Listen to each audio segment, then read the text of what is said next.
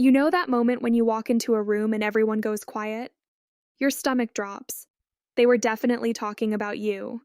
Or that time you sent a text and didn't get a response for 3 hours? Obviously, they're mad at you. That presentation you gave last week where you stumbled over one word? Everyone noticed and they're all judging your competence right now. Here's the uncomfortable truth. Almost none of that is real. Your brain is running a sophisticated con game on you, and it's so good at it that you don't even realize you're being manipulated. The narrative your mind creates about what other people think of you is largely fiction, but it feels so convincing that you organize your entire life around these false assumptions. Let me explain what's actually happening inside your head. Your brain has a built-in negativity bias that evolved to keep you alive. When our ancestors heard rustling in the bushes, the ones who assumed it was a predator and ran away survived more often than the ones who assumed it was just the wind. This means your brain is literally wired to assume the worst-case scenario. It's not trying to hurt you, it's trying to protect you, but the problem is that it can't tell the difference between a saber-toothed tiger and someone's neutral facial expression in a meeting. This negativity bias doesn't just make you paranoid about physical threats. It extends to social situations, because for most of human history, being rejected from your tribe meant death. Your brain treats social rejection with the same alarm system it uses for physical danger. So when you're analyzing what someone thinks about you, your brain automatically skews negative. It's looking for signs of rejection the same way it would look for signs of a predator. But there's another layer to this deception. You're experiencing what psychologists call the spotlight effect. This is the phenomenon where you believe people are paying much more attention to you than they actually are. In studies, researchers have asked people to wear embarrassing t-shirts and then estimate how many people in a room noticed. People consistently overestimate by a huge margin. You think everyone saw that coffee stain on your shirt, but most people didn't even glance at you. The reason for this is simple. You're the main character in your own life story. You experience every moment from your own perspective. So naturally you assume you're equally central in everyone else's narrative. But you're not. Everyone else is the main character in their own story, and you're just background noise in most of their scenes. That person you think is judging your outfit, they're worried about their own presentation. That friend who seemed distant, they're dealing with their own problems that have nothing to do with you. Your brain also engages in something called mind reading, and it's terrible at it. You see someone frown and you immediately construct an entire narrative about what they're thinking. They must be disappointed in you. They must think you're incompetent. They must be planning to avoid you in the future. But here's what's actually happening. They might have indigestion. They might be thinking about their own problems. They might not even be aware they're frowning. You're creating an elaborate story based on almost no data. The confirmation bias makes this worse. Once your brain decides someone doesn't like you, it starts looking for evidence to support that theory and ignoring everything that contradicts it. Someone doesn't respond to your message immediately? Evidence they don't like you. Never mind the 50 times they responded warmly. Someone gives you constructive feedback? They're criticizing you. Never mind all the positive things they said in the same conversation. Your brain cherry-picks data to support its anxious narrative. Here's something that might blow your mind. Most people think about you way less than you think they do. Studies on how often people think about others show that even close friends and family members spend surprisingly little time thinking about any one person. Everyone is too busy thinking about themselves. That embarrassing thing you said 3 weeks ago that you're still cringing about? The other person forgot about it 5 minutes later. They were already thinking about their next meeting or what to have for lunch.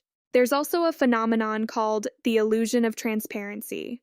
You believe your internal state is much more visible to others than it actually is. When you're nervous, you think everyone can see you shaking and sweating, and that your voice sounds terrified. In reality, you usually look much calmer than you feel. When researchers ask people to rate their own anxiety and then have observers rate it, there's a huge gap. You think you're broadcasting your nervousness on a loudspeaker, but others are barely picking up a faint signal. Your brain is also incredibly bad at interpreting ambiguous social cues. When someone gives you a neutral response, your anxious brain interprets it as negative. Someone says okay in a text, and you spiral into wondering what you did wrong. But okay just means okay. Sometimes a neutral response is actually neutral. The problem is that your brain needs certainty. And when it doesn't have clear data, it fills in the gaps with negative assumptions. The truth is that most people are generally neutral about most other people most of the time. They don't have strong opinions about you because they're too busy having strong opinions about themselves. This isn't depressing, it's liberating. It means that the harsh judgments you imagine people making about you probably aren't happening. They're not sitting around analyzing your flaws. They're not having detailed discussions about that awkward thing you said. They're thinking about their own lives. Even when people do notice something about you, they interpret it much more charitably than you think. When you make a mistake, you see it as evidence of your fundamental inadequacy. When other people see you make a mistake, they just see a mistake. They don't extrapolate it into a judgment about your entire character. This is called the actor-observer bias. You judge yourself by your intentions, but others by their actions, while they judge themselves by their intentions and you by your actions. Everyone is getting the benefit of the doubt in their own mind, but not extending it to themselves from others. Your brain also creates false memories about social interactions. You remember that conversation from last week where you said something stupid? Your brain has probably distorted that memory to make it seem worse than it actually was. Studies show that our memories of embarrassing moments become more vivid and more negative over time. You're literally remembering an edited, worse version of what actually happened. The other person remembers a much less dramatic version, if they remember it at all. The anxiety about what others think is often projection. The harsh judgments you imagine others making about you are usually the harsh judgments you make about yourself. If you're constantly worried that people think you're lazy, it's probably because you judge yourself as lazy. If you're anxious that people find you boring, it's because you've internalized that belief about yourself. Other people aren't sitting around thinking these things about you. You're thinking them about yourself and then attributing them to everyone else. What makes this all worse is that social media has given us a distorted window into other people's lives that confirms our worst fears. You see everyone else looking confident and happy and successful, and you compare it to your own internal experience of anxiety and self-doubt. But you're comparing your behind-the-scenes footage to everyone else's highlight reel. They feel just as anxious and uncertain as you do. They're just not posting about it. The irony is that your anxiety about what people think actually makes social interactions worse. When you're worried about being judged, you become self-conscious and stiff. You monitor yourself constantly instead of being present. This makes you seem less warm and engaged, which can actually create the negative impression you were worried about in the first place. It's a self-fulfilling prophecy. Your fear of being judged makes you act in ways that are less likable. So what do you do with this information? First, recognize that your brain is not giving you accurate data about what others think.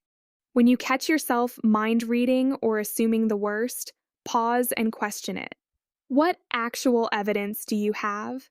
Not your interpretation of someone's facial expression, but actual evidence. Usually, you'll find you have almost none. You're building a case on speculation. Second, remember that most people are too worried about themselves to spend much time judging you. This isn't cynical, it's just reality. Everyone is the main character in their own story. When you free yourself from the imaginary audience, you can actually be present in your own life. Third, practice extending to yourself the same charitable interpretation you extend to others. When someone else makes a mistake, you probably think it's no big deal. When you make a mistake, you think it's proof of your inadequacy. Start treating yourself like you treat others. One mistake doesn't define you.